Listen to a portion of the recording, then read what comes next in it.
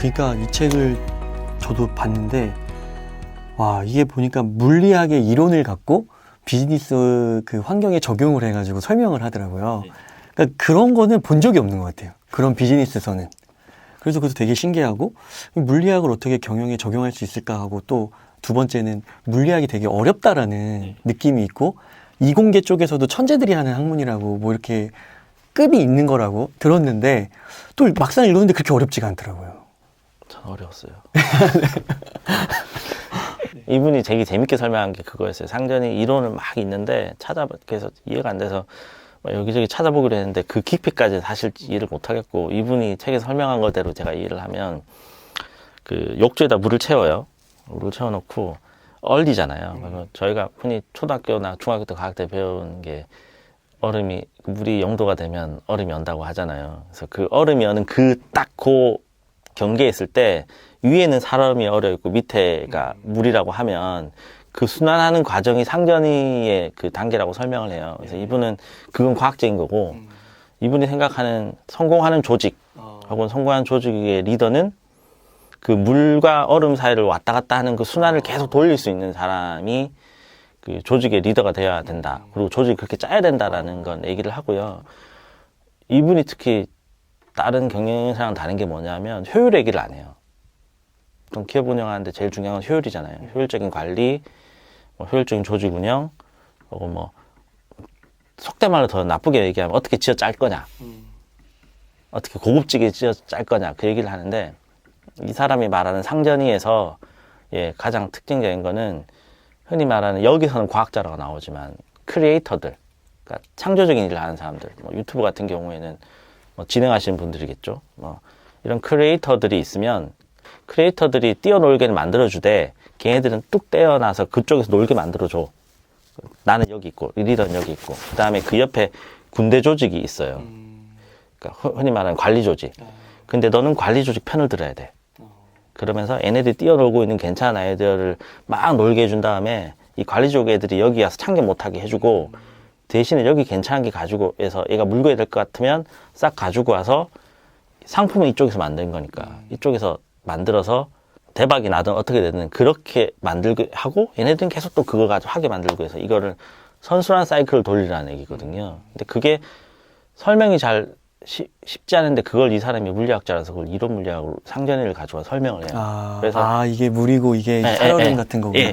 그래서 뒤에 공식이 몇 개 나와요.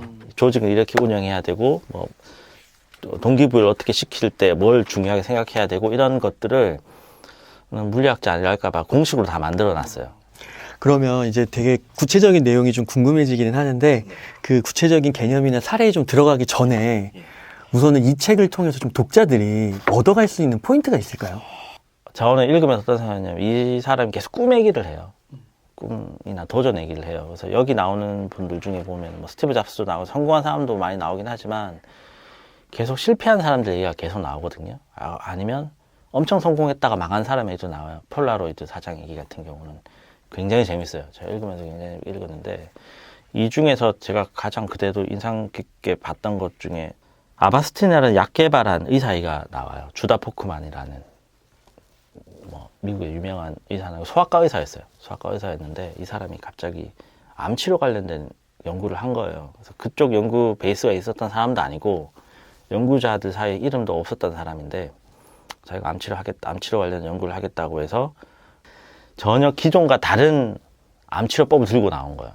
그러니까 흔히 말하는 그 건물을 우리는 포크레인으로 이렇게 그 전에 골조를 쌓는다고 하는데 갑자기 이 사람이 오더니 골조는 무슨 조립해야지 이런 식으로 들고 온 거예요. 그러니까 모든 연구자들이 사기꾼부터 시작해서 온갖 욕을 다 한 거예요. 심지어 면전에 대놓고 광대라고 얘기할 만큼. 근데 이거를 한두 번 겪은 게 아니라 십몇 년을 계속 욕먹은 거예요, 이 사람이. 그리고 심지어 그 하도 욕을 먹다 보니까 본인이 다니던 소아과 병원에서도 너 연구 그만 안 하면 자를 거라고 어떡할래 했더니 이 사람이 그럼 사표 쓰고 나온 거예요. 와이프한테 나 그냥 내 돈 들여서 연구해야 될 것 같은데 괜찮아? 그래서 와이프가 하라고 해서 나와서 십몇 년 만에 결국 성공을 해요. 근데 심지어 재밌는 게 뭐냐면 책에 나오는데 이 사람 연구가 성공을 해서 신약을 만들어요.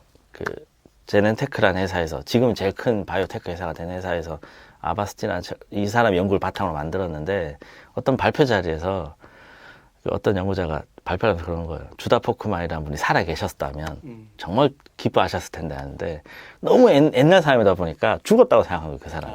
근데 주다 포크만이 그 밑에서 그걸 듣고 있었던 거예요. 씩 웃으면서.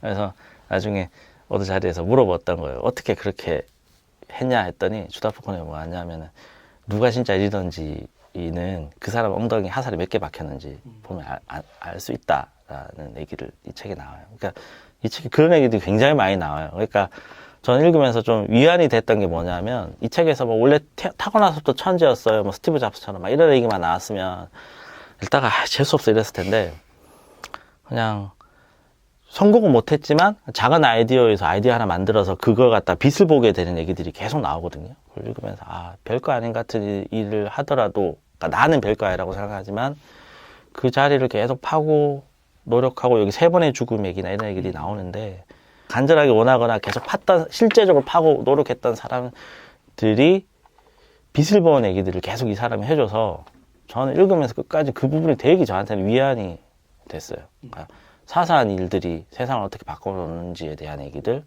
헐리우드 같은 경우도 뒤에 나와요. 헐리우드 얘기가 어떻게 나오냐면 그 영사기를 처음 만든 거는 그 누구죠? 전등 만드신 에디슨. 네, 에디슨이 영사기를 처음 만들어가지고 본인이 영화 찍어서 팔았는데 흔히 말하는 요런으로 치면 그 영사기를 사다가 제대로 돈 안 주고 막 돌린 사람들이 있었던 거예요. 그 사람들이 너무 돈을 벌기 시작하니까 에디슨이 열받아가지고 요즘 지금 저작권 걸어서 잡아들여 이렇게 된 거예요. 그래서 이 아저씨들이 튄 거예요. 동부에서 영화 찍다가. 그래서 간 데가 헐리우드였던 거예요. 그 얘기가 책에 나와요. 그래서 영상이 하나 들고 와서 처음 이 책 읽고 처음 아는데 처음 찍었던 게 고양이 동영상이라고 하더라고요. 그래서 그렇게 별거 아닌 사람들, 혹은 사기꾼, 협작꾼 이렇게 불렸던 사람들이 뭐 영화가 돈이 되니까 한 거겠지만 꿈과 희망을 가지고 계속 짊어지고 대륙횡단 해가면서 헐리우드까지 가서 헐리우드 왜 갔냐 했더니 빛이 좋아서 영화 찍기 좋으니까 간 거잖아요. 그래서 그런 얘기들이 굉장히 많이 나오는 책이라서 읽고 나서 내가 하는 일들에 대한 어떤 뭐라 그러냐 동력 정도를 고급지게 얻어갈 수 있는 책이라고 생각합니다. 그래서 그런 방향으로 좀 읽어주셨으면 하는 바람이 있어요. 예. 그러니까 그 아까 3번의 죽음 얘기하실 때 네. 근데 진짜로 저도 여기서 느낀 게 그거였어요. 그러니까 어떤 아이디어가 세상을 바꾸는 그 결과물로 되는 과정에 있어서 최소한 상징적인 표현이죠. 3번은 대중들로부터 주변에 있는 사람들로부터 매장당해야 되는 거잖아요. 죽음을. 근데 이제 거기에서 그 주인공이 그 죽음 앞에 굴하지 않고 뚫고 나가는 그 과정은 계속 그거를 파잖아요. 왜 대중들은 그렇게 판단할 수밖에 없었는지. 그리고 그 원인을 다시 규명해서 또 반박하고 증거를 새로 제출하고 그러니까 그런 것들은 그런 믿음, 간절함 그거를 정말 과학적인 방법으로 정말 어떻게 보면 물리학적인 그런 체계성, 시스템 이런 걸로도 풀어낸 책인 것 같더라고요. 이론 얘기를 계속해요. 그래서 책 보시면 책의 핵심이 되는 각 장들은 에피소드로 흘러가는데 마지막에 꼭 항상 핵심 원리라고 해서 이론 정리를 해주거든요. 그래서 이렇게 쭉 이렇게 삼천포를 빠지다가 저자가 갑자기 멱살 잡고 여기 이 얘기 여기까지 했어. 그러니까 요거 정리하고 다음에 넘어가 하는 장치들을 계속 넣어놨어요. 그래서 2개를 안 놓치려고 노력한 책인 것 같습니다. 자, 그러면 이제 책의 좀 중요 개념, 내용으로 한번 들어가 보도록 하겠습니다. 이 책 제목이 룬샷인데 이 룬샷부터 조금 한번 처음 독자분들은 모르실 것 같거든요. 룬샷은 저자가 만들어 놓은 개념이에요. 그래서 처음에 룬샷 그러면 저도 처음에 잘못 알았는데 룬이라 그러면 한국 사람들은 달을 생각하잖아요. 요즘에 루나틱 뭐 이런 많잖아요. 근데 여기서 룬은 여기서 앞에 샷이 있고 앞에 나온 룬은 뭐 멍청한, 루저, 바보, 그러니까 덜 떨어진 이런 의미를 붙였어요. 그래서 이분의 개념을 치면 주창자를 나사 빠진 사람으로 취급하며 다들 무시하고 홀대하는 프로젝트가 룬샷이라고 얘기를 하고 있고요. 이 어원이 어디서 왔냐면 그 밑에 나오는 문샷이에요. 문샷이라고 달 여기서 문인데 이게 뭐였냐면 소련이 스푸트니크를 발사를 하면서 그게 미국에서 뒤집어졌잖아요. 뒤집어져서 그래서 케네디 대통령이 등장해서 그 얘기를 해요.